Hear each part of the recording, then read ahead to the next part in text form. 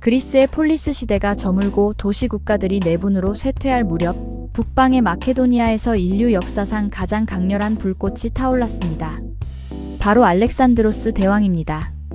그는 스승 아리스토텔레스에게 배운 그리스의 합리주의와 전설 속 영웅 아킬레우스의 기상을 동시에 지닌 청년이었습니다. 기원전 336년 불과 20세의 나이로 왕위에 오른 그는 고작 13년이라는 짧은 시간 동안 세계사의 지도를 완전히 뒤바꿨습니다. 알렉산드로스의 원정은 단순히 영토를 넓히는 전쟁이 아니라 세상의 끝을 확인하고 동서양을 하나로 묶으려는 인류 사상 최대의 실험이었습니다. 그의 대장정은 기원전 334년 헬레스폰토스 해협을 건너면서 시작되었습니다.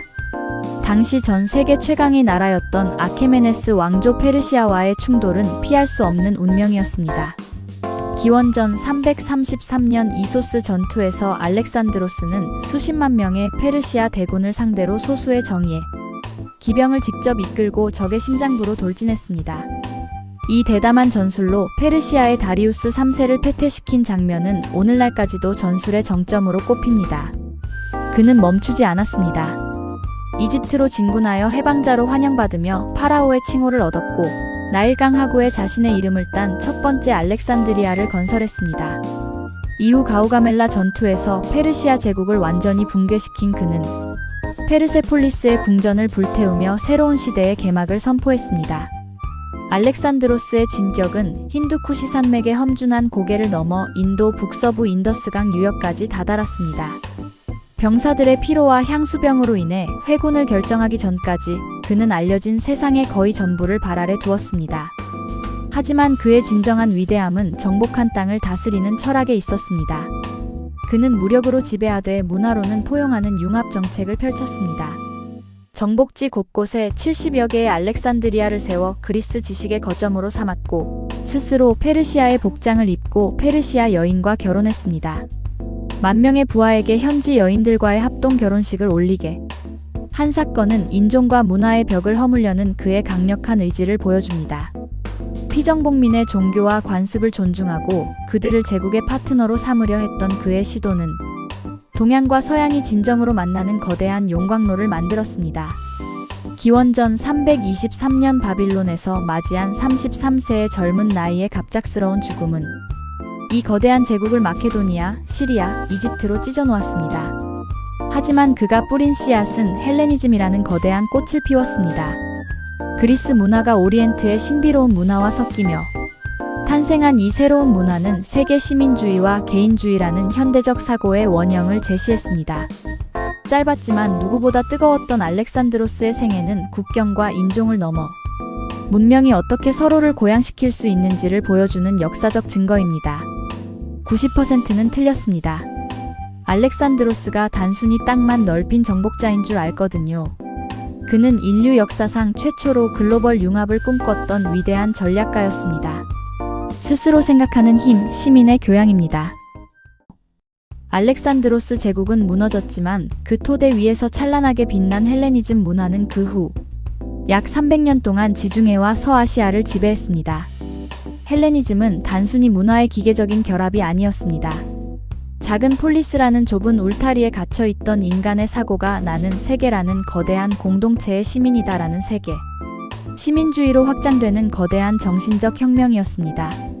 인종과 언어의 벽을 넘어 보편적인 인간의 가치를 탐구하기 시작한 이 시기는 서구 문명의 합리적 뿌리가 완성된 시점이기도 합니다. 이 시기 사람들은 거대 제국의 등장과 혼란스러운 정세 속에서 마음의 안식을 찾기 위해 철학에 매달렸습니다. 엄격한 도덕과 금욕을 통해 신적인 이성에 다가가려 했던 스토아 학파는 인간은 이성을 가진 평등한 존재임을 역설하며 세계 시민주의의 이론적 기초를 닦았습니다. 이는 훗날 로마의 만민법과 근대 자연법 사상으로 이어지는 중요한 징검다리가 되었습니다. 반면 에피쿠로스 학파는 육체적인 자극이 아닌 정신적인 평온함, 즉 아타락시아를 최고의 선으로 꼽았습니다. 죽음에 대한 공포와 불필요한 욕심에서 벗어나 친구들과 소박한 삶을 즐기는 것이 진정한 쾌락임을 가르쳤고, 이는 개인의 행복을 중시하는 현대적 삶의 태도와도 맞닿아 있습니다.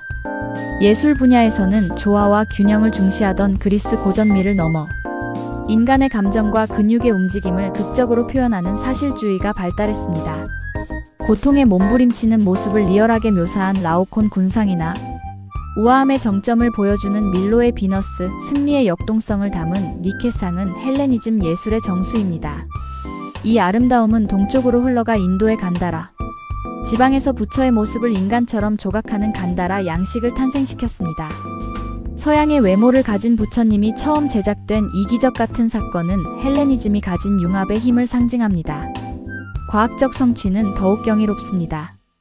유클리드는 기하학을 체계화하여 현대 수학의 기초를 닦았고, 아르키메데스는 부력과 지렛대의 원리를 발견해 공학의 신세계를 열었습니다. 에라토스테네스는 놀랍게도 막대기 그림자만으로 지구의 둘레를 거의 정확하게 계산해냈습니다. 헬레니즘 시대는 인종과 국적을 초월한 학자들이 모인 알렉산드리아 도서관과 연구소가 즐비했던 인류사 최초의 황금 지식 공유 시대였습니다. 제국은 로마의 군화 아래 사라졌지만 헬레니즘이 닦아놓은 보편적 세계 시민의 가치와 과학적 합리성은 오늘날 우리 삶 속에서도 살아 숨쉬고 있습니다. 90%는 틀렸습니다. 헬레니즘이 단순히 옛날 조각 양식인 줄 알거든요. 헬레니즘은 인류가 처음으로 세계 시민으로서의 자각을 시작한 사상혁명이었습니다. 스스로 생각하는 힘, 시민의 교양입니다. 모든 길은 로마로 통합니다. 이 평범해 보이는 격언은 인류사를 관통하는 가장 무거운 진리 중 하나입니다. 로마 이전의 모든 고대 문명은 로마라는 거대한 호수로 흘러들어와 정제되었고, 로마 이후의 모든 서구 문명은 로마라는 마르지 않는 샘물에서 뻗어나갔기 때문입니다. 하지만 이 거대한 제국의 시작은 너무나도 초라했습니다. 기원전 8세기경 이탈리아 반도 중부를 흐르는 테베레강 유역의 7 언덕에 라틴인들이 정착했을 때 그들은 그저 늪지대를 일구며 살아가는 작은 부족에 불과했습니다. 늑대의 젖을 먹고 자랐다는 로물루스와 레무스의 전설은 어쩌면 거친 환경에서 살아남아야 했던 그들의 처절한 생존 본능을 상징하는 것일지도 모릅니다. 기원전 509년 로마인들은 역사적 결단을 내립니다. 이민족 에트루리아 출신의 마지막 왕 타르퀴니우스를 몰아내고 공화정을 수립한 것입니다. 레푸블리카, 즉 공적인 것이라는 뜻의 이 용어는 국가가 개인이나 가문이 소유가 아니라 시민 전체의 것이라는 혁명적 사고의 전환이었습니다. 하지만 초기 공화정은 결코 평등하지 않았습니다. 권력의 정점인 2명의 집정관과 정책을 결정하는 원로원은 오직 파트리키라 불리는 귀족들만의 전유물이었습니다.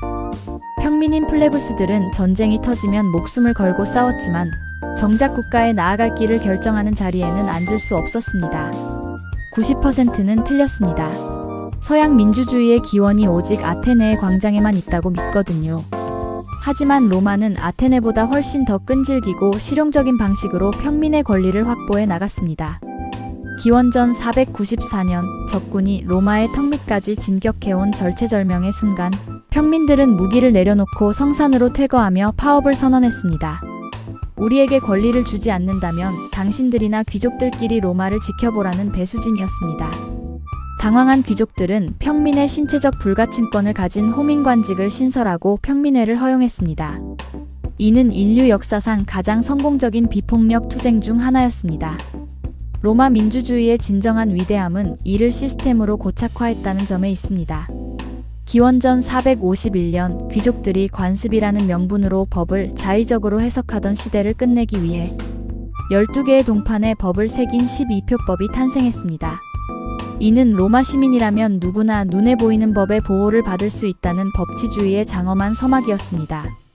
이후 집정관 한자리를 평민에게 개방한 리키니우스법을 거쳐 평민회의 결의가 원로원의 승인 없이도 법적 효력을 갖게 된 호르텐시우스법에 이르기까지 로마는 내부의 갈등을 피가 아닌 법의 진화로 해결하며 이탈리아 반도를 통일해 나갔습니다. 내부를 단단히 다진 늑대의 후예들은 이제 바다 너머를 바라보았습니다. 지중해의 패권을 놓고 벌인 카르타고와의 100년 사투, 포에니 전쟁은 로마를 도시국가에서 세계제국으로 탈바꿈시킨 시험대였습니다. 특히 2차 전쟁에서 나타난 한니발 바르카는 인류 사상 가장 공포스러운 전술가였습니다. 그는 코끼리 부대를 이끌고 눈 덮인 알프스를 넘는 광기 어린 전술로 로마의 뒤통수를 쳤습니다. 칸나이 전투에서 로마군은 괴멸당했고 로마의 모든 가정에서는 곡소리가 끊이지 않았습니다. 그러나 로마는 항복하지 않았습니다. 오히려 패배를 통해 배우고 인내했습니다. 마침내 젊은 천재 스키피오를 발탁하여 적의 본진을 직접 타격하는 자마 전투에서 한니발을 꺾었습니다. 기원전 202년 지중해의 파도는 이제 로마의 것이 되었습니다. 작은 도시 국가가 문명의 용광로로 변모하며 인류 역사는 로마라는 거대한 페이지를 넘기기 시작했습니다. 스스로 생각하는 힘, 시민의 교양입니다. 지중해의 주인이 된 로마에게 승리의 영광은 달콤했지만 그 열매는 치명적인 독이 되어 돌아왔습니다. 기원전 2세기 로마는 사상 유례없는 부를 거머쥐었습니다. 정복지로부터 수천 톤의 황금과 수십만 명의 노예가 쏟아져 들어왔고 로마의 시장에는 세상의 모든 진귀한 물건들이 넘쳐났습니다. 하지만 이 화려함의 이면에서 로마의 근간이 흔들리고 있었습니다. 승리의 주역이었던 평민 자영농들의 삶이 뿌리째 무너진 것입니다. 전쟁터에서 수십 년간 피를 흘리고 돌아온 병사들을 기다린 것은 황폐해진 논밭과 가혹한 빚더미였습니다. 그 사이 원로원 귀족들과 신흥 부자들은 전쟁 노예를 투입해 거대한 대농장인 라티푼디움을 구축했습니다. 노예들의 무임금 노동으로 생산된 값싼 곡물은 자영농들의 작물을 시장에서 사정없이 밀어냈습니다. 땅을 잃은 농민들은 로마 시내로 몰려들어 하루하루를 구걸과 오락에 의지하는 불황자로 전락했습니다.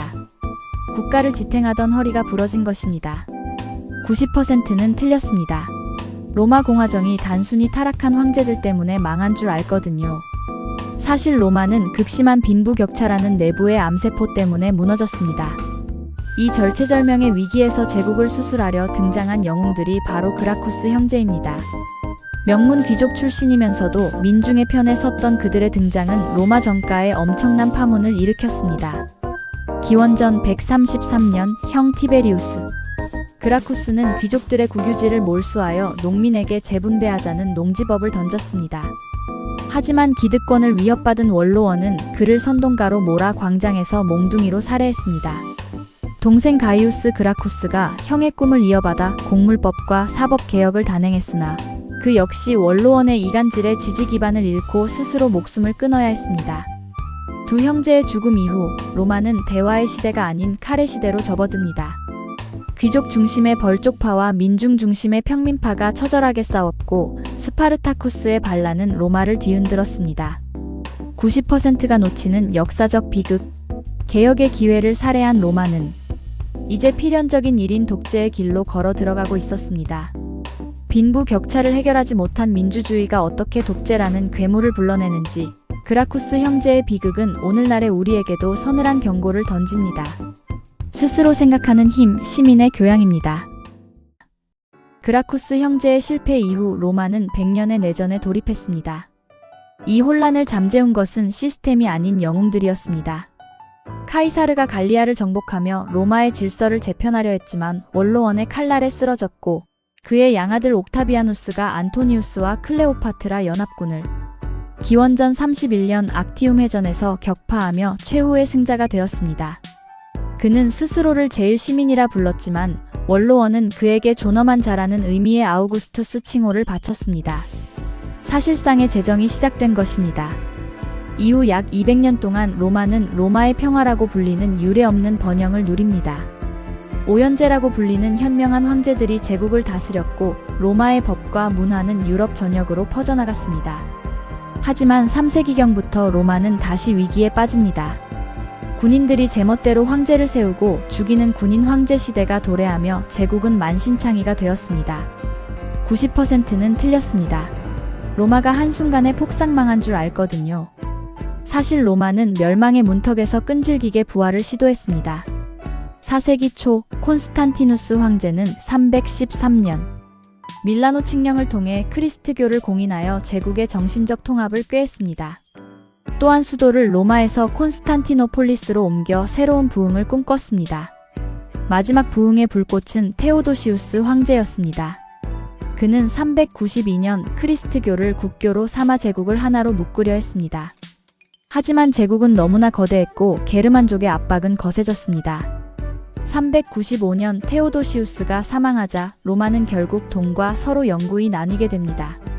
476년 서로마 제국이 게르만족 용병 대장에 의해 먼저 무너졌지만 동로마 제국은 1000년을 더 버티며 서양 문명을 수호했습니다. 로마 제국의 멸망은 한 사건이 아니라 긴 과정이었습니다. 하지만 로마가 남긴 유산은 불멸입니다. 유스티니아누스 법전으로 집대성된 로마법은 현대 법체계의 근간이 되었고, 콜로세움과 수도교 같은 건축물은 인류 기술의 정수를 보여줍니다. 제국은 사라졌지만 그들이 닦아놓은 길과 법은 인류 문명의 뼈대가 되었습니다. 영원한 권력은 없어도 그 권력이 남긴 가치와 문화는 불멸할 수 있음을 로마는 우리에게 가르치고 있습니다. 스스로 생각하는 힘, 시민의 교양입니다.